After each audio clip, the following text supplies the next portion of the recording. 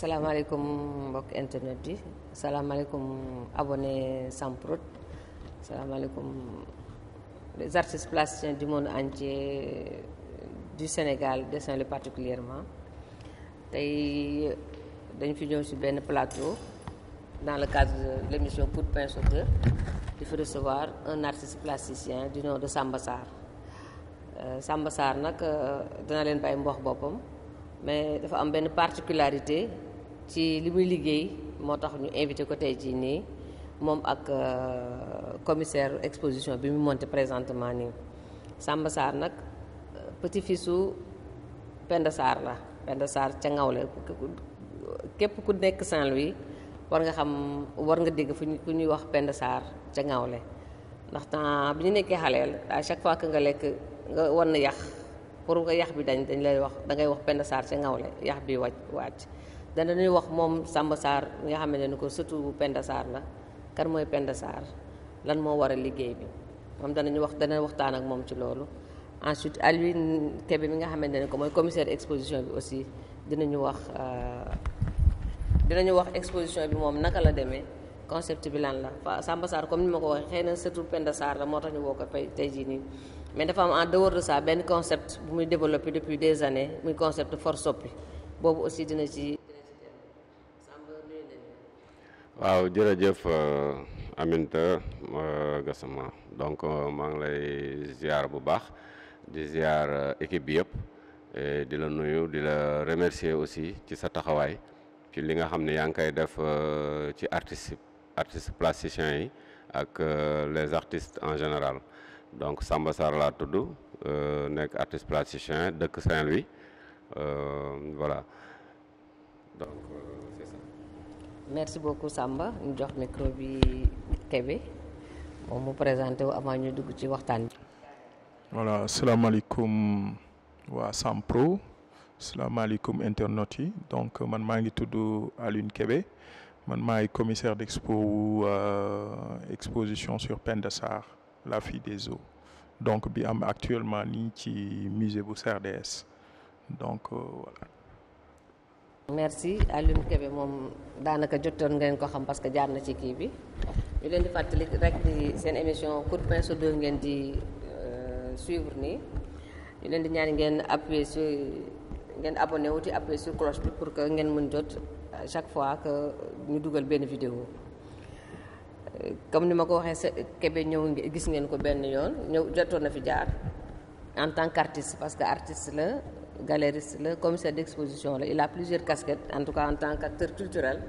donc mais cette fois-ci dafa ñëw en tant que commissaire de l'exposition dinañu wax lu bari ci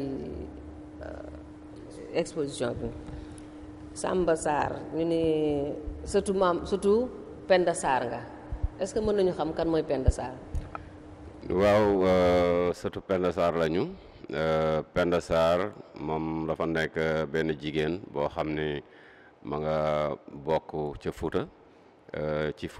ci Ngawle nag dafa nekk benn village bu nekk 3 kilomètres de Podor ci booru côté dex bi donc village boobu mu dëkk nekk village yu nappkat ndax papaam bi sanc dëkk ba moom nappkat la donc Penda Sarr nag papaam nekk ku am xam-xam ci wàllu ndox maanaam bu ñuy wax ndox dex yee tax ñuy wax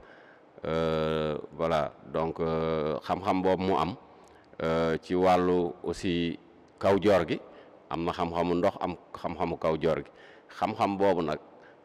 ci sunuy cosaan ñun xam na ne képp ku sa maam am yenn xam-xam yi donc day wàcc ci njaboot gi donc xam-xam boobu papaam am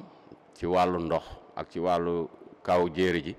loolu dafa wàcc ci njabootu papaam donc papaam am fukki doom ñeent ñu góor juróom benn ñu jigéen wante ñoom ñëpp am nañ li Penda Sarr am donc Penda Sarr li mu am mooy li nga xam ne moom la ñeneen ñi am ci doomu Moussa Boukari di papam wante moom dafa nekkoon koo xam ne da daan tukki maanaam tukkiyam da daan jóge Fuuta di dugg ci bateau yi ndax jamono boobu transport fluvial moo amoon di ñëw ba Saint-Louis donc di def dëkk ak dëkk donc ci voyage yooyu la Penda Sarr defee ay points d'histoire ci wàllu xam-xam mystique quoi xam-xamu ñuul ci wàllu ndox pour rek défendre boppam pour rek wane boppam ci fi nga xam ni foofu la féete muy ci bollo daal ci bollo mooy nappkat waaw donc Penda Sarr nekk tamit koo xam ni ci xam-xam boobu mu am comme ni nga ko waxee léegi ci li Sénégal xam ci moom tuuti muy boo fatee boo ñaanee ci barkeem tëfli ko ci ndox wala nga def ko ci ñam boo wanaa soo mu dañ donc loolu ci Sénégal xam donc loolu moo ko may tey li mu am wante fukki doom yi papaam am daanaka ñoom ñëpp ku si nekk am nga xam-xam bi mu am donc Penda Sarr aussi nekk jigéen boo xam ne aussi bañkat la woon nekk koo xam ne aussi ku am fulla am fayda la nekk ku yàlla may ci wàllu mystique waaye ci wàllu alxuraanul karim ndax ñun suñuy waajur yi ba ci baayam dem na si université yu mag yi nekk ci Afrique di fa jongante ki borom xam-xam di échanger xam nga donc loolu tamit feeñ na si njaboot gi ba amoon nañu sax ay daara doomam yi ba ci ñun suñuy yaay sax suñu tante yi gis na ñoo xam ne yor nañ fi daara am na si ñu nekkoon ndar fii sax yore daara donc Penda Sarr mën nañu coppati si loolu rek en attendant quoi pour présenter ko. waaw ñu wax ni maanaam Penda Sarr patrimoine immatériel la patrimoine boo xamante ne ko Sénégal gi yëpp war nañ ko mën a xam adduna bi yëpp war nañ ko mën a xam ndax pouvoir mystique yooyu mu amoon jigéen la woon xëy na am na lu ko yàlla mayoon loo xamante ne ko vraiment ñu ñëpp jëriñoo nañ ci boobu ñoo ngi ciy jëriñoo boobu ba léegi te ba léegi sax vraiment ñoo ngi ciy jëriñoo bien que nekkatu fi te ay sëtam foog naa ne man xëy na yow yaa ciy gëstu nii ba nit ñi xam ka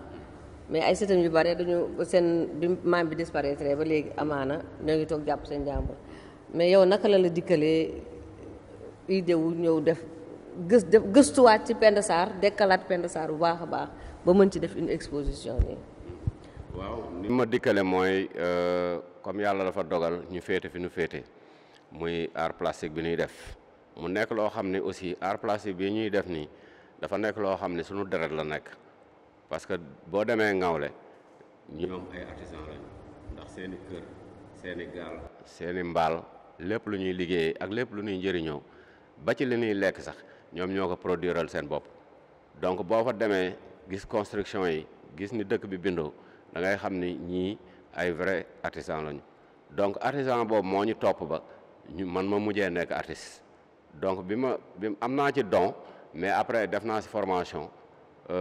nekk ak benn paysagiste xam nga dem ci parc yi xam lan mooy nature xam ci dara xam nga vraiment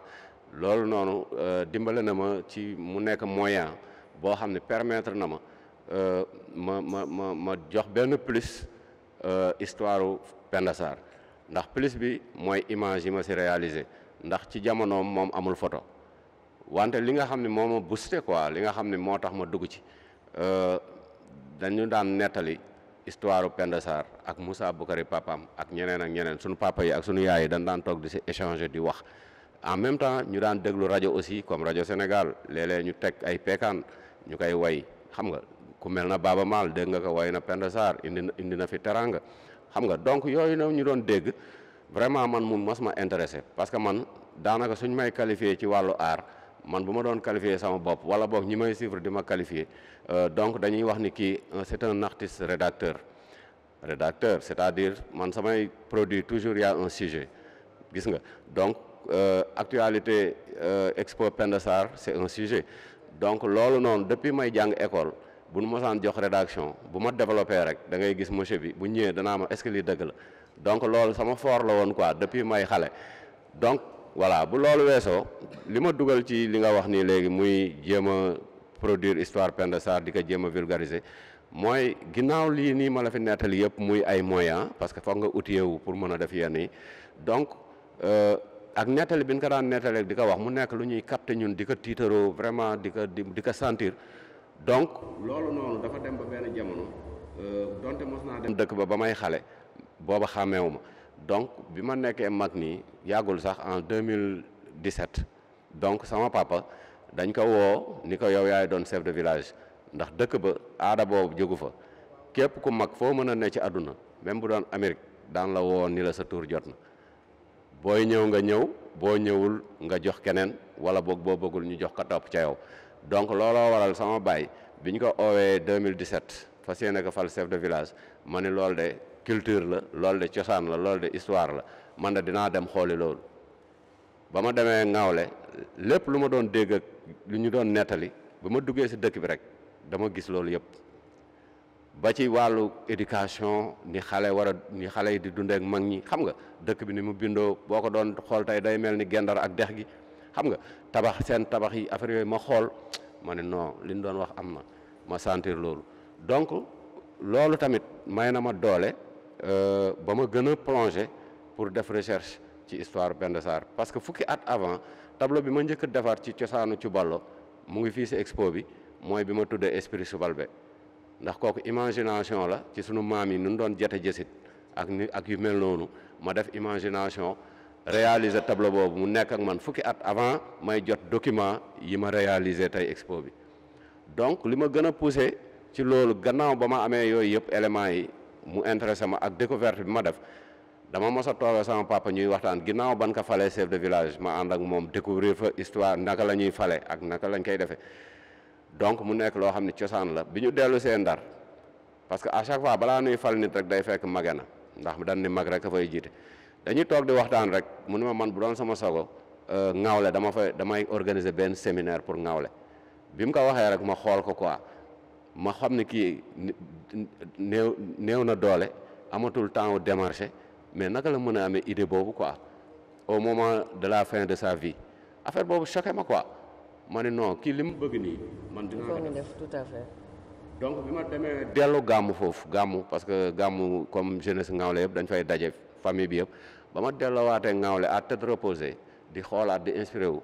laa fa gis benn bâtiment bu nu tabaxal association jeunesse bi fa nekk mais bâtiment bi ma xool ko dara amu fa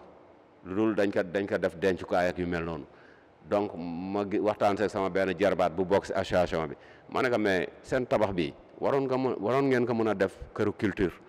comme Ngawle dëkku cosaan la comme Ngawle am na culture bon te matérialiser wuñu dara nañu jéem a matérialiser point d'histoire yi nga xam ne ñoo ngi koy woy ci pekaan bi parce que pekaan bi ngay dégg ñuy woy lépp ay point d'histoire rek la ñuy wax maanaam ndox mi gàncax gi gaal yi solo bi jàmbaar ya loolu la ñuy woy pekaan loolu lay wax dalay fàttali sa histoire donc man leen tee ngeen a jël kër gi def ko loolu xam nga man de su ngeen bëggee dinaa leen ci jàppale yàlla dogal ma dellu si Ndar am sama benn papa bu ndaw boo xam ne moom it bindkat la tout le temps day def ay recherche di bind ci Penda Sarr donc moment boobu ma démarré recherche bi document yooyu ñëw ci man bi mu ñëwee ci man ma am ci point d'histoire yu bare boole ka ak yi nu gëstu woon ak li nu doon dégg donc chaque point d'histoire ma def ci image xam nga boole ka ak texte yi man ni lii nag jar na wërale Sénégal jar na xamal jeunesse Sénégal jar na xamale bu baax a baax parce que lu baax kenn du ko nëbb ndax suñu mag ñu njëkk ñi suñu maam yi ñoom loolu intéressé wu la woon ak jeunesse ba fa nekk ci li ñu leen yare ñoom loolu xamuñu ko sax maanaam pour vulgariser duñ ko yemale lu dul dëkk ba donc je me suis dit man dinaa peenewu pour yaatal ko ba sénégalais yëpp xam ko sama papa bi nag vraiment sama papa bi ma jur moo ma gën a motiver ci waxam boobu mu waxoon ni dafa bëggoon def séminaire donc loolu moo ma gën a encouragé quoi. waaw li nga wax ci Ngawle moom dëgg la dëgg bu wér la parce que xëy na Penda Sarr moom moo gën a tax nit ñi xam Ngawle mais site la boo xamante ne ko étudiants yi képp kuy def architecture képp kuy liggéey sur le patrimoine da ngay dem Ngawle ñu jógee Dakar ñu jógee Saint-Louis ñu bari souvent man ànd naa fa ak étudiants yu jógee Dakar étudiants yu jógee UGB dafa une semaine di étudier comme ni nga ko waxee tabax bi di étudier man fa laa jëkk gisee sax toolu gawe fa laa ko jëkk gisee maire bi dooraay deqi gawe gi di ko defar ma ngoog ba man ma jënd ci donc c'est village bu riche la daal sur le plan culturel village bu riche la xëy na moyen moo leen manqué ba lépp luñ ci war def duñ ko ci def da nga wax Penda Sarr nga wax dex nga wax jësit nga wax peekaan di patrimoine culturel immatériel bu important torop te nit ñi xamuñu ko loolu boo nee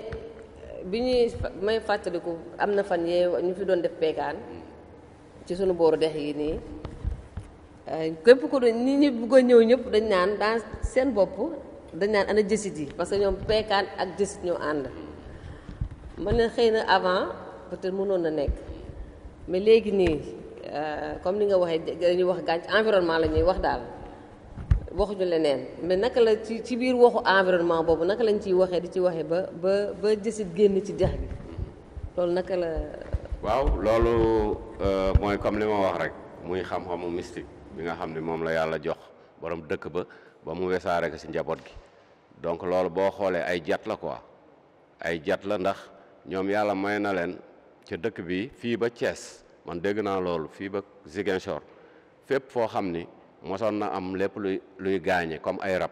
wala boog rab bu yore ay tànkam wala rab bu ndul gis yàlla mayoon na leen xam-xam fu loolu am ñoom mën nañ ko toxal yàlla mayoon na leen ñuy jat bàyyi ma ba maîtriser ko même bu dul jësit kese ndax dex gi jësita nga fa hippopotame nga fa yeneen ak yeneen ña nga fa yoo xam ne yow mënoo leen xam te ñoom ci dex cours d'eau yi la ñu dëkk cours d'eau yoo xam ne àll la ak ay roq-roqaan ci yooyu noonu la leen yàlla nattoo mais si la leen yàlla jox tamit lu ñuy défendre donc loolu ngay gis noonu muy ci biir peekaan bi ñuy wax di wax ba jësit génn loolu jat la quoi donc si buñ koy dugal si biir peekaan bi dugal ko si biir peekaan bi mais peekaan bi comme li ma la wax maanaam dafa laal lu bëri ci li nga xam ne mooy cosaanu dëkk bi loolu yëpp la lay wax du question wayu peekaan bi rek moo war a génnee jësit bi déedéet dafa am jat yoo xam ne mooy tax jësit boobu ñëw parce que daan nga gis fii suñu maam yoo xam ni dañu am ay jinne loolu am na fi di yabal jinne yooyu ñuy def dama indi ñu indi donc jat yooyu mais ñoom tey Moussa Bougari dafa am ay taalibe jinne nee na am na njabootu jinne parce que Penda Sarr première action am bi mu nekk xale avant muy judd sax waajuram bu góor ak bu jigéen xamoon na ni ñun daana jur keemaan mu judd ba dëgër am fukki at moment bi xale di fo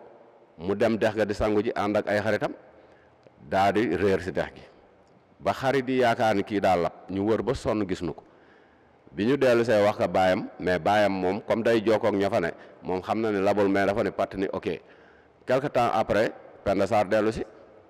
ñëpp fàq ñëw bi ñu ñëwee ñu ni Penda Sarr dellu si na lii nan la mën nekkee te kii dafa laboon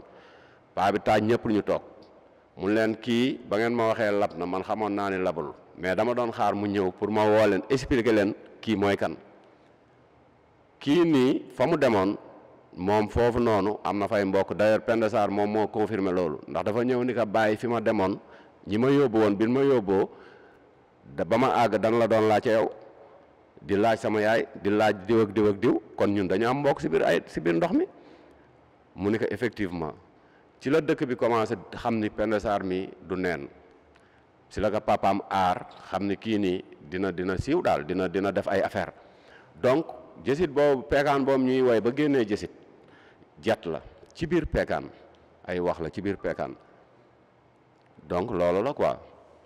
te man dégg na affaire dem naa bi ma demee boobu ak étudiants yi. dañu woo koo xamante ne ko kuy woy peekaan la. mu dugg ci gaal dugg ci dex gi. man xaw ma lan la mais boo déggee muy woy am na lu muy def ci nit ñi. man mënuma ko expliquer. bon c'est vrai que dañuy wax ni musique de am na lu muy def am na lu nekk loo xam ne mais peekaan particulièrement vraiment c'était la première fois ma koy déglu mais am na affaire bu grave bu mu doon def ci man. bon xaw ma mënuma ko expliquer. mënuma expliquer lan la. xaw ma tamit ndax li mu nekk ci géej gi la. ci biir dex gi plutôt. muy am écho et tout mais affaire bu doy waar la daal. non moom peekaan dafa yéeme parce que comme li ma la wax du wayu caaxaan te yow ñi ngay woo ak yow ñi ngay wax ñooñu ñi ngi fi da nga wax bi kon ala kulli xaal il faut mu marqué doomu aadama ndax ñooñu ñi ngi fi lu am doole la peekaan lu am puissance la loo xam ni réalité la. donc réalité rek la lay wax ñoo xam ni yàlla da leen mayoon ñu dem ak ñoo xam ni dañu am ñu ay nekkaale yooyu nekk fi ba pare nga nekk seen biir environnement di woote kon noo mën a def dina toucher doomu aadama yi ndax léeg-léeg nga gis manifestation culturelle yoo xam ni affaire ndëpp yooyu boo fa demee bu fa sa rab nekkee bu ñu ko tëggee da ngay daal te loolu lu leer mooy li ma la wax rek ci wàllu peekaan kon li ngay sentir noonu yow da nga am part ci foofu moo tax daa ko yëg. fii nii ñu defoon expo bi nii keroog vernissage bi. bi ñu ko publier. am na koo xam ne si internet la ko gis mais moom dafa bind ni c'est émouvant. ndax déglu na ko. am na lu mu def ci moom. tout à fait tout à fait. donc loolu la quoi. donc yéen a ngi suivre seen émission coup de pinceau 2 tey ñuy recevoir Samba Sarr muy sët ci Penda Sarr de Ngawle comme moom ni mu ko waxee Ngawle nekk entre Podor ak Alwar préciser ko bu baax a baax maanaam sorewul Alwar ñi dëkk Ngawle Alwar la ñuy julli àjjuma yi muy benn patrimoine boo xamante ne ko nit ñëpp xam nañ ko mais peut-être que niñ ko vulgarisation bi ci war la ñu deful woon exposition bi dina permettre ñu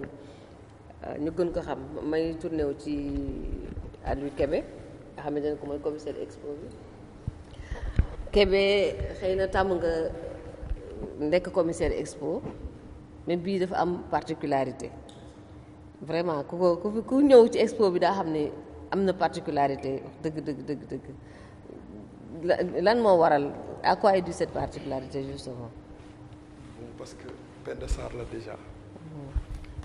doon jigéen itam. Sénégal dañuy dégg toujours ay Aline Sitoé Diatta ay yu demee noonu alors que ñun fii au nord aussi am nañu patrimoine bu mel noonu boo xam dañ ko war a valoriser comme ni ñu ko waxee donc exposition bu ma marqué la nag. Donc ça fait à peu près plus de 15 ans ma nekk ci domaine bi mais expo bu ma marqué la donc expo boo xamante ni dama ci jàngee aussi marqué bi mooy comme ni ñu ko waxee léegi bi ñu nekkee xale ñun ñëpp dañ doon dégg boo fotee ñu ne la waxal Penda Sarr ci Ngawle te instant boobu bon loolu rek ngay wax quoi donc daawoon nga gëstu tuuti ci sa wetu maam surtout sama wetu maam bu jigéen mais foofu rek lañ daan yàpp donc ba yàlla def sama rencontre ak Sarr donc ñu waxtaan ci projet bi nag lu waroon am depuis 2020 la woon mais suñu borom sotalu ko ndax situation sanitaire bi jàll donc mu nekk exposition boo xamante ni c'est itinérante parce que dañu bëgg diffuser transmettre donc diffuser expo bi un peu partout loolu mooy suñu objectif mais aussi transmettre le savoir transmettre histoire boobu nga xam ak valeur yooyu nga xamante ni génération bu ci nekk soxla nga ko pour xam ko donc samedi passé rek avant ñuy célébrer vernissage y avait eu les étudiants de l'UGB qui étaient là donc bi ñu ñëwee jàng nañ ci lu bare question yi ñu doon leen poser ñu ci bare aussi xamuñu woon Penda Sarr te léegi expo dafa nekk dimension boo xamante ni yematul rek ci domaine artistique waaw domaine esthétique yematul foofu léegi dañuy dépasser domaine boobu c'est-à-dire que nit waratul dugg léegi ci exposition te jàngot te du jàng buy génn il faut mu génnaalee dara te exposition boobu particularité boobu bi expo bi particularité boobu la am donc mënoo dugg ci exposition bi visiter que te boo génnee doo génnaalee dara ak koo mënti doon nag doo génnaalee dara donc mu nekk comme ni ma ko waxee exposition bu ma marqué donc nekk na expo boo xamante ni commencé na déjà jaar na Fanaay Podor Dagana donc récemment dans le cadre de la biennale jaar na fale ci hôtel Jàmmarek parce que dañ doon def annonce bi à Saint-Louis donc objectif bi ñu amoon aussi depuis il y a 2 ans tey suñu borom fii la ko mottalee l'expo c'était prévu ici même dans le musée du CRDS donc tey la ko yàlla matal. waaw ni nga waxee expo bi c'est vrai que man bi ma yéegee avant même may xool juste un coup d'œil rek j'étais très impressionné waxtu naa fi lu ne def naa parce que vraiment comme ni mu ko waxee xëy na ci jigéen bi la xëy na ci mère bi la xëy na ci moom la ba nga xam ne ko boo duggee ci expo bi rek dafa am looy sentir daal dafa am looy sentir lu bare en dehors de. Penda Sarr dafa am ay bagages. waaw comme ni koy waxee donc bagages yooyu dafa yegsi ba ci exposition bi. tout à fait donc dafa yegsi ba ci exposition bi donc te aspect yi exposition bi am aussi exposition historique barewul lu muy am barewul aussi commissariat d'expo yoo xamante dañuy liggéey ci domaine histoire parce que dafa nekk lu complexe loo xamante ni facile aussi donc ñu dugal ci aussi aspect artistique. tey boo xoolee tey là je rends grâce aussi à l'artiste bon le fait que Penda Sarr amul photo tey mu def ay recherche tey ba tey jii mën a illustrer Penda Sarr je pense que c'est quelque chose donc expo bi aussi boo xoolee ñaari partie la benn partie bi première partie bi moom mooy c'est réservé à Penda Sarr carrément donc il y a des écritures des textes ak de la peinture réalisée par lui donc peinture yoo xam ne dañ ko reproduire sur des bâches idée bi c'est que sur des bâches c'est pour faire voyager l'exposition dugalee ci kees wala ci maal dina mën a voyager fépp ci àddina bi donc mu amaale aussi li ñuy wax médium ay médium aussi ci biir exposition boo xoolee am na installation artistique toujours première partie bi donc ak pirogue bi parce que mënoo wax cubalo te doo wax gaal mënoo wax cubalo te doo wax mbaal donc boo duggee ci première partie bi di nga gis yooyu di nga gis aussi outils yi nga xamante ni papay Penda Sarr di Moussa Boukri moom la daan utiliser donc mooy kaamil bi parce que diine booy xool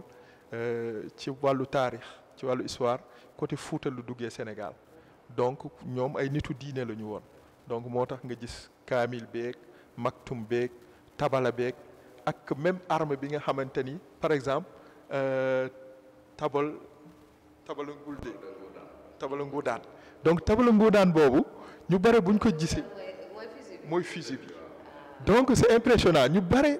suñu gisee fusil bi dañuy yaakaar ni comme temps bu njëkk avec la résistance bi africains yi doon def autant pour moi c'était pour résister contre les colons alors que moom beneen rôle la doon jouer rôle bu positif maanaam nit boo mësaan ñëw pour traverser pour dugg ci biir dëkk bi il faut nga tàggu borom dëkk bi donc moom il faut nga tàggu moom tamit am na ay affaires yu ko yàlla may donc il faut mu wax def ay mbiram ba nga xamante ni danaan la bés boo déggee tabala bi beeg kii bi fusil bi boo ko déggee mu dal rek xamal ni am nga autorisation pour jàll pour dugg donc mu aspect boobu quoi la am beneen partie exposition bi aussi muy réalisation toujours Sarr donc moom moo def en tant qu'artiste plasticien donc moom moo def série de création bi esprit scénographie bi aussi ni mu demee ci voyage aussi la jóge parce que souvent scénographie gars yi dañu yaakaar ne juste rek c'est accrocher des œuvres et cetera lu tax particularité bi aussi mooy réflexion bi mu am par rapport à la scénographie donc du scénographie boo xam ne da ngay ñëw rek tout à fait voilà dafa am yooyu yëpp war nañ ko mën a dépasser chaque fois dañuy wax nit ñi que expo bu nekk dafa am yoon dafa am scénario dafa am scénographie comme ni ngay wax ndax dafa am nu muy jàlle daal dafa am nu muy jàlle doo dikk rek donc mooy yombal gisin bi mooy yombal compréhension bi tout à fait bi di am aussi donc yooyu yëpp scénographie di koy jouer waaw damay bon kooku beneen casquette sama wasa mooy par rapport ak objet yi xaw ma ndax da nga ko àbb xaw ma ndax yaa ko moom en tout cas ñun au niveau du musée du CRDS on est intéressé par objet yi xaw ma nag naka lay demee après ba nga lijjanti ak waa musée kooku moom xam naa ni dans les coulisses moom il faut ñu wax ka parce que dañu nekk ci période boo xam ne dañuy collecter ay objet te vraiment lii dafa wane lu bare daal comme ni nga ko waxee léegi ni ci village bi amul dara loo xamante ni ko lu industriel la laa mën a wax lépp loo xam ne ñooy kiiwal seen bopp loo koy defaral seen bopp te vraiment yi nekk fii muy aussi bien fi tablette coranique bi nekk que kii bi muy def ndox pour naan bi que même fusil bi lépp tout est artisanal lépp waa dëkk ba ñoo ko defaral seen bopp muy loo xamante ne ko am na njëriñ yoo nga xamante ñun au niveau du musée wax dëgg dañ ko soxla trop dañu wax Penda Sarr wax ndox moo tax bu ñu xoolee ci tableau yi fii yëpp da ngay gis ndox mi da ngay gis voilà loolu la daal léegi may fàttali rek ñooy sur coup de pinceau 2 ak Samba Sarr encore comme invité et Alioune Kébé comme commissaire d'exposition Samba à partir de œuvre yi nga def à partir de recherche yi nga def nga def ay photo Penda Sarr def ci exposition sur mer bi mu nekk de l'autre côté ci beneen salle exposition bi beneen salle bi nga def fi ay tableau peinture mais yemuloo foofu parce que da nga defar catalogue raconter histoire Penda Sarr catalogue bi c'est juste pour def catalogue jaay la wala pour vulgariser gën a communiquer autour de Penda Sarr la waaw catalogue bi dañ ko def parce que dañ ci tënk expo bi yëpp parce que dañ ni comme que expo bi bâche yi jaayuñu ko donc te expo à chaque fois c'est rare nga gis expo bu jaayul donc dafay baax te public bi aussi day bëgg bagage yi dañuy bëgg ci œuvre yi donc nañu def livret bi nañu def catalogue bi def ci expo bi yëpp su ko defee ñu koy baaxee public bi ci d'ailleurs expo bi boo xoolee livret bi 3500 xam nga loolu expo bi yëpp ñu tënkal la ko jox la ko loolu kon bëgg nañu public bi jot si beneen bi ci topp mooy expo bi ñu def si livret yi aussi catalogue bi li suñu yéene mooy mu dugg ci école yëpp parce que comme dañuy vulgariser di jàngale lii suñuy yéene bu ñu amoon ndimbal ak jàppale livre yi yëpp day dugg ci école yi ak lycée yi su ko defee jeunesse bi mën si profiter parce que jeunesse bi ñooy doon magu ëllëg te booy tabax réew ci ndaw ñi ngay commencer donc moo tax ñu créer catalogue bi biñ ko wonee Baba Mal d'ailleurs signature am mu ngi si biir biñ ko wonee avant ñu koy génnee daf ko rafetlu mu ni yéen liggéey ngeen liggéey bu rëy ndax ñun dañ ni ko woon dañuy bëgg nañ lu gën lii bëgg nañ ay nangam mu ni non kii baax na nii daal di ko apprécier daal di ko dédicacer donc expo bi suñ ko tënkee ci lii fu tableau doon jar 200 300 400 ñu defal la ko nii ni 3500 kon bëgg nañ nga jot ci su yàlla dimbalee lii nii ñu ko defaree nii ndax dañu leb pour defar ko suñ ko remboursé dañu bëgg mu gën a yaatu suñu amoon partenaire dañ koy defar ay 4000 5000 livres dugal ko ci école yi joxe ko gratuitement rien que pour ñu xam kan mooy Penda Sarr ndax Penda Sarr ñun ñëpp ko bokk ndax fu waaye toog woo ko fa mu wuy la kon dafa baax public bi jot ci ñun tous les moyens lañ bëgg def ba public bi jot ci donc li ngay wax ci wàllu outillage yi tamit que CRDS intéressé na leen kañ lépp lu leen intéressé muy musée bi ñun nous sommes prêts pour leur ñu jox leen loolu parce que tey si tey nii tabal de nguraan boobu ngay wax ndax ngaaw la dex gi la woon ca jamono Moussa Boukari jamonoy Penda Sarr dex gi dafa bëre woon ay may-maydo bëre ay kayma bëre ay hippopotame bëre yoo xam ne day lekkee ku laal ndox mi ñu defal la affaire mais comme ñee dañoo amoon xam-xamu maîtriser comme nin ko waxee maanaam jat jësit ba mu yem wala comme ay hippopotame wala yu mel noonu wala toxal ay jinne donc borom dëkk bi ku mos a ñëw di fa traversé même buyel bii ngay gis ak yeneen bateau yi fa nekkoon balaa ngeen di romb foofu daa ngeen fa bàyyi sarax dana am lu ngeen fa bàyyi ñi daan ñëw bu njëkk muy ñuy jóge côté Mauritanie parce que boo demee Ngawle dafa mel na Ngawle Sénégal Ngawle Mauritanie donc ñi daan jóge côté Mauritanie du sax waa Ngawle yi mais gawar gi daan jóge foofu ndax jamonoy fas la ak jamonoy xeex la woon jamonoy gàngoor la woon yoo xam ni dañ daan dox di dem de village en village di tukki de pays ak pays donc bu nu mosaan ñëw foofu pour jàllee seeni nag wala jàllee seeni gawar te dex gi maanaam dafa am yu fa nekk dañ daan laaj ndigal góor gi nag ci xam-xam mystigam boobu donc ci la yore woon fetal bi ñuy wax tabal de ngudaan ci la daan def ay ñaanam ak i mbiram boobu bu waxtu bi jotee ka mu war a jàllee danaan ko telle heure boo déggee fetal bi tàkk rek mën ngaa jàll donc te aussi ci loolu la ko yàlla mayee tamit ci wàllu Mauritanie mu am fa ay hectares ndax kilifa gu mag la jàllee woon ay gawaram kooku dem ba mu jàllee ko ay gawaram ba kooku kontaan ni ko lan laa lay fayee man loo bëgg ma fayee la ko mu ni ko loo ma mën a fayee baax na mu ni ko waral sa fas mu war fasam commencé si tàkku dex gi ca Ngawle côté Mauritanie daw ba fu nu mën a yem ba mu ni ko doy na mu ni ko lii yëpp yaa ko moom ci côté Mauritanie loolu si jamono yi rek ci wàllu suuf indi na fa coow ba nu tëj si ay xale waaye yàlla dogal na bàyyi nañ leen barki dem xaw ma yu mel noonu donc histoire boobu lu am la suuf boobu noonu Moussa Boukari moo ko liggéey ci wàllu Mauritanie laay wax village bi mu nekk moom moo dox ba gis ko tànn fa muy dëkk mu dëkk fa ndax ñoom yàlla da leen may donc livre bi dañ ko vraiment wàccee lépp ci lii pour gën leen ko baaxee. waaw man damay dellusiwaat léegi ci livre baal ma rek avant ma la jox kii bi moo di ñu ko xëy na expo bi rek ku ko dégg da ngay foog ni expo bi rek la bu dee expo image rek la alors que bii du image rek bu ngeen gisee texte yaa ngi ci histoire Penda Sarr yëpp ñoo ngi ko ciy wax histoire Penda Sarr yëpp ñoo ngi ko ciy wax. et c'est li ci gën a intéressant mooy non seulement c'est de très bonne qualité lu rare c'est de très bonne qualité mais war nañ ko dugal ci école yëpp comme ni ñu ko waxee. non seulement war nañ ko dugal ci école yi mais suñu amee possibilité traduire que en anglais wala ci beneen ak beneen ak langue mu mën a gën a yokku tamit daañ ko waaw dana gën a yaatu xam nga naka lañ koy lijjantee naka la ñuy wutee ay partenaires en tout cas ñoo ngi lancé un appel aux partenaires pour que ku ci mën a jàpp bañ dimbale ñu vulgariser livre bi ñu defaraat beneen édition ba ñëpp mën ci jot ñu mën ko dugal ci école yi ñëpp mën ko xam dina baax daal dina baax bu baax vraiment ñoo ngi koy ñaan daal daañu moom ci boppam dina lancé waat appel bi ñu mën a xam naka lañ koy utiliser parce que vraiment histoire bi yëpp histoire Penda Sarr yëpp yu bari mi ngi ci biir te ku koy déglu ku xam Penda Sarr bu koy déglu doo doyal mukk vraiment koy déglu doo doyal mukk Kébé fa am loo ci bëggoon dolli. xanaa di toujours wax ci par rapport ak livre bi donc que expo bi yëpp mi ngi ci biir livre bi donc di demander di lancer appel comme ni ñu koy waxee rek maison d'édition yi peut-être ak yeneen partenaires yi nga xamante ni il tourne autour donc d'appuyer ou de subventionner livre bi ba nga xamante ne établissement scolaire yu bare ak bibliothèques yi ak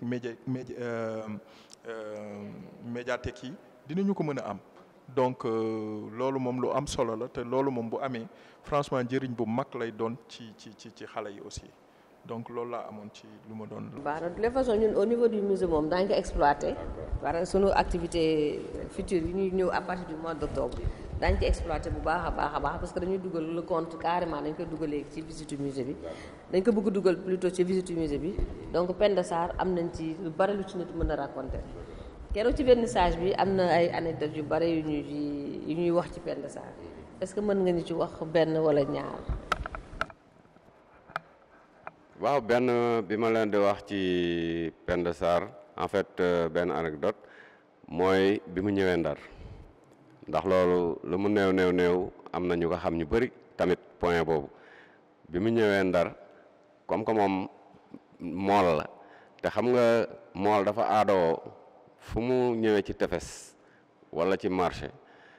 bu gaal yi teeree indi jën day ñëw ni sama neeraan donc moom bi mu ñëwee Ndar waaw gis nga bi mu ñëwee Ndar nag ndeysaan comme moom jën lay dunde bu ñu gisee jën dañuy kontaan si la dem marché Ndar booba marché Ndar xam naa ni tefes gi la rek ndax booba marché bi taxawagul donc mu ñëw ci maire yi jaay jën mu ñëw joxañ benn jën quoi mu ni jën bii la bëgg xam nga ca jamonoy tubaab ba xaalis yombul noonu nekk borom xaalis yombul noonu bi mu ñëwee joxañ jën bi mu bëgg maire yi xool ko xeeb ko daal ni daal di rek quoi xam nga rek mooy nit ñi nga xam ni mooy loolu rek ñu ni waaye kii moom ni mu mel nii ak jën bi muy joxoon jën bi nga xam ni patron yi ñoo koy lekk moom muy joxoon jën bi quoi naan jën bi la bëgg mu ni man jën bi laa bëgg gars yi ni ko daal yow amoo njëgam affaire yi mel noonu daal di ko nekk di ko këyitloo quoi donc ba loolu amee ñu discuter ñu am dispute mu mer quoi bi mu meree mu ni leen comme que da ngeen ma xeeb ci lii man dama ci am wàll te daa ngeen xam ne dama ci am wàll ba mu waxee loolu dem mer def la muy def Ndar toog na 3 fan amul jën ba pare géej gi yëngu boole ci damay ragal sax place chaumière yëngu yooyu ba léegi moo fi ne donc ba loolu amee comme jamonoy nasaraan bi la rëcc fi yombul ndax île bi rek fi ne boo xoolee côté Gendar benn àll yoro njaay la rek bu nit ñi daje di commerce boo xoolee côté Sor rue avenue de Gaulle bi rek moo fi nekk général de Gaulle bi jëm Bango ndax dañ daan wàcc aéroport dugg seen oto ñëw ay quelques néegu ñax fa nekk mooy ñi nga xam dañuy ñëw di liggéey si rek dëkke côté boobu donc pour ñu jàppale lu yomb la bi loolu amee ñu toog 3 fan amuñu jën gars yi bàyyi xel ci loolu ci lan ka boole nag ak gouverneur ñu ni am na ku fi ñëwoon ñu teg ko dof lii ñu nekkee moo nu ko teg ndax boobu géej gi ma ngay yëngu bay jéggi côté Gendar bi di ñëw ci dex gi mais tubaab bi comme bu njëkk gëmul mystique gëmuñu yooyu ñu wari ko gis ko daal di ko convoqué ndax boo xoolee ci expo mi ngi fi biñ ko convoqué ñu ni ko yow il paraît que yaa xañ ñi jën ba ñoom ñu gëm ko ba pare géej gi yëngu yow la loolu mënta ne ndax jamonoy nasaraan bi képp ku fi mos a am xam-xam wala nga nekk résistant mbaa di dajal ay nit wala di def kéemtaan tubaab bi dina xool yaay kan ndax suñu maam Cheikh Ahmadou Bamba jaar na fa maam Maodo Malick jaar na fa El Hadj Omar jaar na fa képp ku mos a nekk jàmbaar fii di bañ tubaab bi am naa yow affaire mais bi ko tubaab bi ko woowee wax ko loolu mu ni ko nag bu fekkee gëmoo li ma wax suba ci takkusaan nanu daje booru géej bi ñu dajee booru géej ak mool yi mu def fa ay kiraama fexe ba géej gi dal ni mool yi dem leen nappi ku dem nappi sa gaal dina fees dell waaye pour ngeen gën ma gëm gaal jën bu fi ñëw xaaju geenam lu ñuul lay doon day mel na lu nu lakk pour ngeen gën ma gëm gaa yi xëy suba nappi bi ñu nappi jee gaal yëpp fees waaye bu nu ñëwee jën yi moitié bi da ngay gis mu ñuul si la nu jël Penda Sarr dëkkal ko fii jox kay teraanga négocier ak moom mu leen di ñaanal ñuy dem géej muy dem ak a ñëw far mujj fi dëkk fii si Ndoné la dëkkoon ci suñu mag ñi wax ndax am na film bu ñu def recherche boo xam ne boo ko seetaanoon daa gis pa mag moom moo doon magu Fanay moo doon chef de village bi yàlla def na wàññeeku na daaw mais dem nañ ba foofu def recherche moom nee na si Ndoné gii la Penda Sarr mu joon dëkkul woon ci mool yi waaye bu ñuy dem géej dañuy ñëw mu ñaanal leen ak yooyu ba ni ko yàlla moome ñu suul ko fii te jamono yee def nañ recherche ba gis ñu mu maaseel jamono ñu nu denc foofu te am na tegtal bu fa ne boo xam ne ñi moom armeel yooyu ñoom nee na am nañu yaqiim ni Penda Sarr moo nekk fi bu fi neewul it sorow fi te loolu bu soobee yàlla du yàgg dara daan fa dem def fa benn symbole bo ñu wane ni Penda Sarr mu ngi environ bi wala boog mi ngi fii incha allah donc voilà donc loolu Penda Sarr moom mën nañu du ñu jeexal ay mbiram quoi mais anecdote yi bëri na quoi. et c'est bien que bëgguñu ko sax jeexal ndax bëgg nañu nit ñi tamit di gëstu. dëgg la bëgg nañu nit ñi gëstu moo tax ñu wootee képp ku seetaan di. wala képp doguma la sax mais keroog ci vernissage bi yaa ngi gis Maxu Seen wax na fi loo xam ne ci Penda Sarr Ngawle Gueye sax am na ñu ko xamul man mii di wax ak yow xaw ma ko woon ndax da ngay dox di dem gis ay wolof gis ay séeréer ba Sine Saalum man dem naa fa fi mu laa ñoo xam ne ñoom Penda Sarr xam nañ ko. donc mbiram dafa kéemaane waaw léegi rek yàlla xam na ne am na sama benn jarbaat boo xam ne mi ngi Dakar UCAD expo bi nii aka fee bëggoon ñëw moyen moo amul waa Dagana sax dañ doon ñëw waa Ngawle bi ñu gisee image yi dañ doon xaru ni mënoon ngeen nu ko wax mais mënoo déplacer ay nit te amoo loo leen jox moo tax ñu ne nan ko yemale Ndar rek ndax lu mu metti metti Ndar bëgg nañ Penda Sarr kon buñ ko fi yemalee tamit dana neex lool moo tax bi ñu gisee photo yi dañoo kontaan bay jooy donc Penda Sarr ñëpp a ko bokk elle est universelle ba pare sama jarwaat bi ma woo téléphone léegi ñuy waxtaan mooy wax ci expo bi ndax boobaa léegi mi ngi mooy suivre yàgg na depuis Podor Fanay affaire yooyu moom moo ma gën a xam sax Penda Sarr xale boobu mais mun ma ko fi indi parce que chargé la beneen bis topp mi ngi may woo ñuy waxtaan si Penda Sarr ak famille ba mu yàgg mun ma man Penda Sarr dafa am bayra ko mun ma bayraam saf na sàpp donc expo bi mi ngi ni ngeen ko wax encore expo bi mi ngi fi ba ci kanam mi ngi fi ba fin du mois peut-être même après en tout cas ku ko bëgg seetaan après ça ku bëgg seetaan mën nga ku bëgg visiter mën nga ñëw CRDS ex-IFAN daa fi fekk exposition bi Sarr balaa muy dem wala commissaire dina leen jox seen numéro ngeen mën leen contacter waxtaan ak ñoom surtout par rapport ak lii par rapport ak livre bi kooku partenaire yi la surtout enfin mécènes yi la wala bépp partenaire képp koo xamante ni ko daal mën nga ñu ci jàppale. Kébé liggéey nga ci expo bi nekk nga commissaire bi commissaire maanaam ci début ba fin bi yéen yaa ngi woon ci expo bi est-ce que mën nañu xam ñan ñoo leen jàppale ci exposition bi sur le plan technique ñan ñoo leen jàppale sur le plan financier ñan ñoo ci nekk. ndegam am na ñu leen jàppale. question boobu boo ko posé damay reetaan parce que sur le plan financier il y a personne à part la famille de Sarr à part l'artiste donc il y a pas de subvention il y a pas d'aide il y a rien franchement du début à la fin c'est sa famille donc il s'est débrouillé du début à la fin côté finance bi moom te alors que il y avait des sollicitations quand même donc jotoon nañu envoyé ay demandes ba la commune sax jot na ci demande yooyu mais jusqu'à présent bon il y a pas eu de réaction donc côté partenariat moom ci côté boobu finance moom y a rien donc appui bon peut-être technique bi ñu am ak accompagnement mooy fu mel ne fii CRDS par exemple ci accueil bi ñu accueillir aussi donc c'est comme fu mel ne Jàmmarek c'est comme Ndar Création, c'est comme Kalao Print, c'est comme Bouyad Mahdat. Donc je pense que juumuma ci ñooñu daal ñoo am appui yoo xamante ni avec les moyens du bord ñoom ñoo appuyé donc mais appui bañ doon xaar daal franchement gisuñu ko ci lii nag bon problème la boo xamante ni dañ koy dund tout. Je pense que autorités yi war nañ ñu jóg ci yu mel nii di ko appuyer quand même donc c'était pas facile quand même mais nit boo fixé objectif rek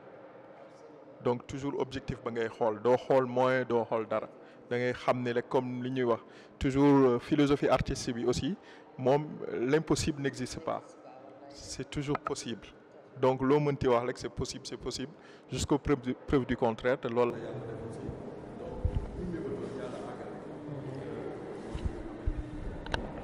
waaw li nga wax rek comme on dit toujours rek la culture mooy le parent pauvre ci lépp nga xamante ne ko en général artiste accidentellement rarement en tout cas lañ leen di jàppale wala dañuy xaar ba mu am écho bu mag ñu dooraa daw si ne pour bëgg dabu wala dara am na peut-être aussi Sarr une personne boo xamante ne ko souvent noo koy wax mi ngi ci kii nga bind keroog yaa ngi koy wax ci exposition bi aussi moo la jàppale bu baax a baax muy madame Sarr waaw madame Sarr de wax dëgg yàlla jàppale na ma si côté bu ne ba ma mën a indi expo bi fi mu àgg ndax bi mu ñëwee dafa fekk sama projet yëpp toog ma xalaat yëpp teg ba mu ñëwee mu jël projet yi lu ne mu def ci moyen ba ci affaire centre for soppi bi ngay gis yëpp yu ma defaroon teg la ñu jógee fi dem Ngawle mu découvrir Ngawle ñu def fa 5 jours muy fanaan si moustiquaires yi xam nga di gëstu génn di doxantu xool xam ne li ñuy wax nii yëpp tamit réalité la moom dem na ba gisal boppam donc mu gis ni projet bi aussi lu pertinent la quoi donc vraiment mu jël lu ma ko si laaj rek mu def ko si livre bi ngay gis ni qualité yi yëpp ay millions lañ si fay millions yoo xam ne ñun xalaatuñu sax ndax daan ko jot wala duñ ko jot nous ça nous fait plaisir de faire ça d'abord c'est le plaisir de faire ça et de vouloir partager loolu la ñu jiital mais bu fekkoon dañ ko def pour ñëw exposer ko pour xaalis dellu si ba ñu am bénéfice kon nañu leer ni bay boo ñu commencé jooy te xam ni duñu laal dara kon amour bi ak gëm-gëm bi fi mu toll nii mooy suñu force te suñu récompense mooy réussite bi te réussite bi fii si CRDS ni ñu ko bëggee woon amee naka donc vraiment amee naka quoi daanaka bi ñu defee vernissage bi ni mu demee rek déjà loolu ça nous a satisfait donc su mënee am vraiment jàppale pour livre bi ñu multiplier ko ay partenaires ndax yàgg nañ ko wut kii bi ñu ko génnee yàgg na mais toog nañu doon ko wut di xaar ba mujj gi ñu ne non ñun mënuñoo xaar ñoo xam ne bu ñu leen bindee du ñu wuyu mënuñoo xaar ñoo xam ne bu ñu leen dee seet du ñu leen gis kon ñun nanu génnee li nu am ñu exposer que devant le public exposer que ci kanamu Sénégal te fas yéene nañu ànd ak moom nii mu mel nii ndax loolu la ñu am donc tubaab dafa ni si on n'a pas ce que l'on veut on se contente de ce qu'on a donc moo tax ñu contenté wu si li nu am te yàlla def ci sutura ñëpp apprécier ko internet bi publication yi ba léegi mi ngi daw ñun arrêté nañu publication mais Sindoone xaw ma Sindoone waaw même moom mi ngi siy def liggéey bu rafet la presse site yi xam nga ñëpp a ngi partagé donc dafa nekk loo xam ne lu intéressant la fii ku fi dugg tamit comme ni ngeen ko waxee apprécier nga kon nag wax dëgg yàlla ñun bu ñu nekkee ay nit ñu engagé bëgg demale suñu réew kanam wax dëgg yàlla de waroon nañ noo mën a jàppale waaw bu nu jàppalewul da xaw ma kan la ñuy jàppale li waral jeunes yi di dugg ci gaal gi di dem looloo ngi ci parce que da ngay gis jeunes yu yor projet am ambition ñu war leen jàppale ñu mën a jàppale ñeneen ñu seetaan leen wan leen xam nga ba nu jaaxle du ñu xam ne ñuy def ñu dugg ci gaal yi dem parce que mënoo fi toog yor projet yor production sàccoo naroo fenoo xam nga wurujoo te yow li nga yore aussi pertinent na ñoom du ñu bëgg lu dul sax këf ko yóbbu ko ñoom exploité ko mais loolu il faut ñu delloo si suñu xel yi quoi suñu communes yi suñu institution yi foog ñu delloo si seen xel xam ni jeunesse bi ñuy wax dañ leen di jàppale si làmmiñ jàppale wuñu kenn te on a de l'ambition on a de quoi à faire man moom li may wax dama koy wax moom parce que yàlla rek laa yaakaar quoi man yaakaaruma keneen mais nag bu fekkoon nag wax dëgg yàlla gestu nañu jeunes yi yore projet yu pertinent mais tey yow lii nga yore nii di ko def nii pour artistes yi mais war naa mën a weesu fi war na gën a structuré war na am télévision mu nekk Saint-Louis kii pourquoi pas ngay def say émission di ko ci diviser mu amélioré wu màgg yaatu am emploi jeunes yi taxaw di filmer nag ñii bëgguñu dara yow mi toog donc Sénégal moo war a changer tactique ak politique. tout à fait ñoo war a changer tactique ak politique te xam ni réew mi jeunes yu engagé fi nekk yu yor ay projet communes yi nag ku nekk ak sa commune yi nag ñoo war a geesu ñooñu ku si yore projet bu pertinent comme lu mel ne expo bi boo ñëwee sollicité lu nu am yëkkati joxe ba pare def accompagnement mais yow dara naada léegi yow boo nekkul jàmbaar boo gëmul sa bopp boo bëggul li ngay def da nga ko fay sànni nekk ca leneen te or que vraiment lu doon baax la kon nag man daal je pense que Gassama dañ lay remercier bu baax quoi waaw waaw madame Sarr moom Isabelle Visar moom wax dëgg yàlla moom jàpp na ci ndax gis nga histoire Penda Sarr bi fii may wax ak yow nii da koy yëy ba mu moo ko rumbax comme ku yëy gerte wan na ko tey si tey bu toogoon fii di la su toogoon fii di la ko nettali du ca bàyyi dara ndax ñoom nit ñu weex lañu gis nga jour bu muy njëkk a jël projet bi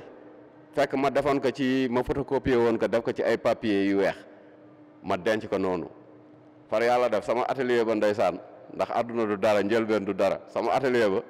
seng yi da doon senn léegi mun nawet ma dugaloon ko si benn kees kawsu mu taw atelier bi inondé kayit ya tooy ba tappaloo ma ñëw rek fekk atelier bi lab parce que dama tukki woon tukki bu gàtt ndeysaan fekk sama kayit yi ak samay facture ak samay lépp sama kayit yu amoon njëriñ yëpp foofu laa ko defoon ma ñëw fekk lépp lab may seppi kayit yi di décoller mujj gi li ma recueillir woon si Penda Sarr li ma dajale woon mu tappaloo ma jël ko weer ko mu wow ma bàyyi ko noonu xam naa bu doon man rek la day seey ma wax ko mun ma indil ma ko ma indi ko ñaari fan mu tappi kayit yëpp tappewaat lépp bindaat histoire bi yëpp ba yàlla xam na ne benn mot kese moo ko ci leerul woon ci lu mat 30 pages yoo xam ni lu ñu bind ba mu fees benn mot moo ko ci réer te benn mot boobu sax da si doon hésité te la mu doon xalaat loolu ci la plongé wu carrément ci histoire Penda Sarr ba nii nu xalaate tëgg ci livre ba nii mu investir ma imprimé ko en bâche original yi ña nga ŋawle tableau original yi ña nga ŋawle ndax bi ma ko defaree comme ni ma ko waxee sànq dama ko fàtte expliquer mooy bi ma defaree tableau yi en peinture moment boobu noonu c'était pour honorer sama papa bi nga xam ni moo ni woon dafa bëgg def séminaire en même temps maison de jeunes ba ma fa fekk te amul dara ma ni kii noo def ñu def ko maison témoin parce que ŋawle mënul am histoire bi ñu bàyyi ko di ko seetaan ba patrimoine bi seey ba mag ñi la mënoon wax histoire dem dootuñu si xam dara histoire bi réer ma ne man de dama part personnel ak sama papa lii mu bëggoon def dinaa fexe ba ma fortaatu ci point d'histoire yi def ko en image et texte dugal ko ci maison des jeunes boobu mu nekk maison témoin du ma wax musée mais maison témoin moo tax œuvre yi ngay gis original yi ña nga ŋawle tubaab yi di ko visiter ça fait presque 7 ans donc bëggoon aussi améliorer maison témoin boobu mais aw ma moyen bu ma ko améliorer parce que ña fa nekk il faut nga tànn si ñoo mën a jël former leen ci musée yi ba nu xam lan mooy musée lan mooy maison témoin en même temps ñu dimbale ñu si wàllu construction bi maanaam tabax bi ñu xaw ko tabaxaat defaraat ko ba mu baax nga xam ne ŋawle bientôt dafay nekk milieu touristique day nekk un tournant touristique ndax ku fi jóge dem di xooli histoire ŋawle war ngaa mën a tàbbi foo xam ni boo fa demee fekk fa les points d'histoire et les matériels te loolu man maa ngi ci yaakaar bu baax CRDS mu ñeem ŋawle jàppale nu si maison témoin boobu man loolu yéen laa ci xaar waa CRDS. incha allah luñ ci mën muy sunu kéemtalaay kàttan dañ ko ci def bu ñu gis waxante kilifa yi rek incha allah luñ ci mën te nga xam ne parce que genre laboratoire la en fait ŋawle. étudiants yëpp dañ fay dem jàng fa architecture bi jàng histoire Penda Sarr parce que patrimoine immatériel la patrimoine matériel muy genre tabax yi genre construction yi ak lu bare donc en tout cas daañu ci waxtaan ak suñu kilifa luñ ci mën rek maanaam daañu ko ci def donc avant may terminer ñoo ngi ci jeexantal yi maanaam damay bàyyi Kébé mu D'accord, merci beaucoup Madame Gassama. Encore une fois merci franchement ci engagement bi nga am aussi ci liggéey bi ngay def pour que les arts visuels dox carrément à Saint-Louis et même au-delà. Donc merci, ñu ngi lay remercier. Xanaa di lancer appel bi mooy les étudiants yi nekk UFR CRAC surtout ñuy def patrimoine di leen wax ni exposition pour ñoom la. suñu cible de médiation si la bokk école yi aussi même bu fekkee ne école tëj na donc ñi ngi lancer appel aussi ci école yi aussi donc ñi nga xamante ni tëjaguñu ni leen suñu cible de médiation aussi bi ñuy def par rapport au milieu scolaire donc ñoom si la ñu bokk ak jeunesse bi yëpp ak ñëpp donc ñi ngi lancer appel di leen wax ne exposition bi mi ngi fi ba le 30 juillet donc 9h la à 20h donc fii au musée du CRDS donc lépp ngi fi daal lu ñu fi soxla lépp daal ci Penda Sarr donc mi ngi fi en résumé te ñi ngi aussi sàkku maa ngi ciy jot a waxtaan ak ay étudiants yu nekk patrimoine aussi pour jéem a def benn rencontre boo xamante ne bala expo bi ji jeex fii dans au CRDS donc rencontre boo xamante ne échanger doon aussi pour gën a approfondir peut-être suñuy recherche ak savoir bi aussi donc da si am solo di remercier aussi tout le monde keroog ci vernissage bi li ñu soxla woon dafa am ndax cosaan la ñu soxla woon aada la ñu soxla woon valeur la ñu soxla woon donc te gis nañ ko fi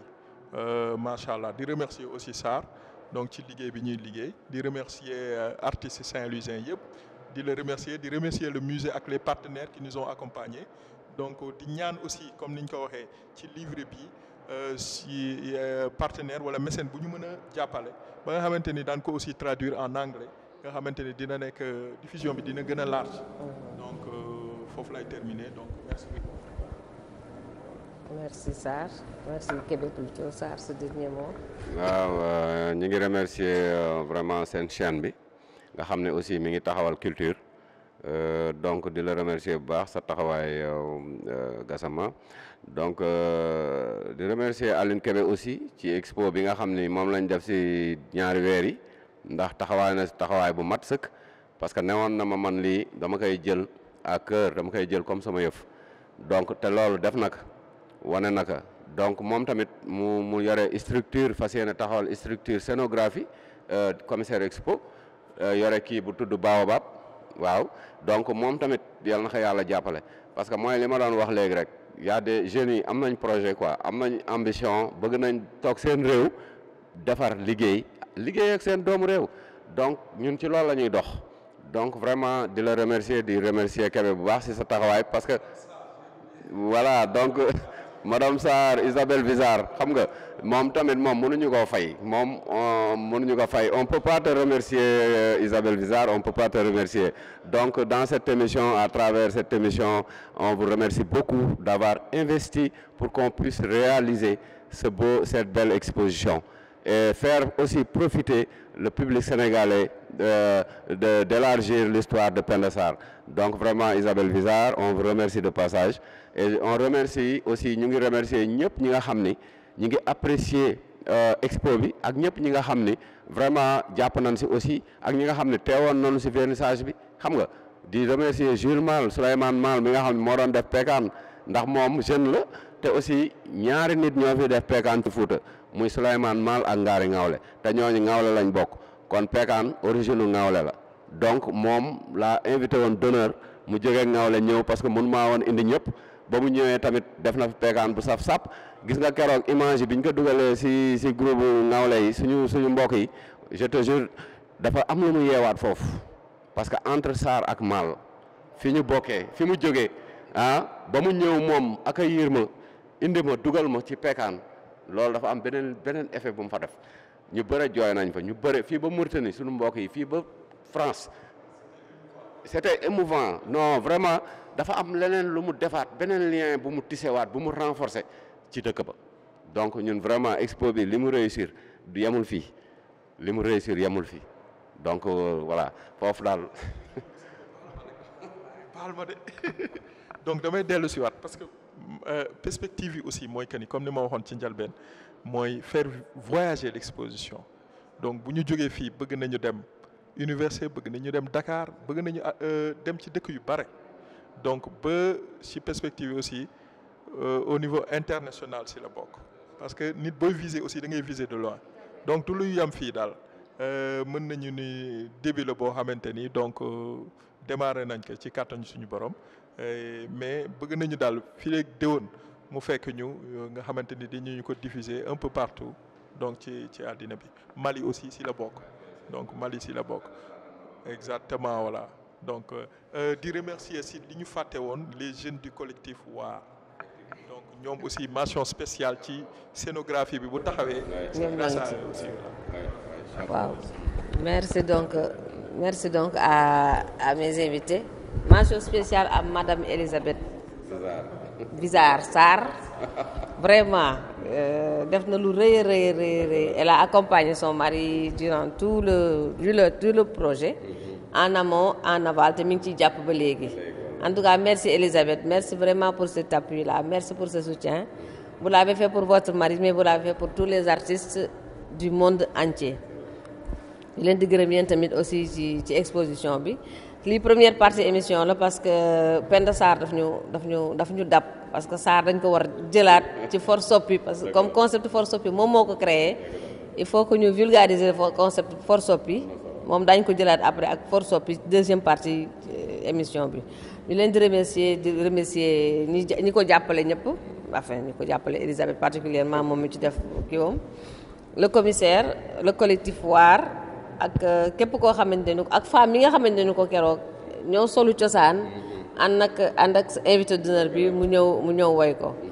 am nañu ay quelques vidéos yu si nekk bu ñuy def montage affaire bi dañ ko ci dugalaale donc ñuy remercier suñu invité yi bu baax ci première partie bi waaw di wax keroog raconté fi ñaari anecdote yoo xamante ne ko maa ngi koy jëm fàttali ko boobu ba léegi mais mënoon fexe ba mu ñëw waa vraiment ñu remercier ñëpp may remercier sama équipe waa Samprod mon caméraman préféré Fodé Milo ak Omar vraiment on se donne rendez-vous pour la deuxième partie de cette émission là je remercie tout le monde en tout cas ku mën visiter ci expo bi nga ñëw visiter ci ko ku ci mën a jàpp nga ñëw jàpp ci ñuy interpeller non pas ñu interpeller ñuy ñaan UNESCO vraiment ñu ñaan UNESCO parce que comme moom moo yore tout ce qui est patrimoine tout ce qui est culture mu jàpp ci ba nga xamante ne ko livre bii ñu génnee dañ ko mën a def beneen édition dañ ko mën a traduire en anglais dañ ko mën a traduire dans d'autres langues ba ñëpp ñu mën ci jot perspective yi ngeen wax peut-être que mën ngeen jël fépp fu ndox nekk mën ngeen fa jaar dafa exposition bi jalonné vallée bi yëpp de Saint-Louis à Kaay bien sûr ba nga xamante ni ko Penda Sarr am na xëy na waa Mali yi ngeen wax xam nañ ko fépp fu ndox nekk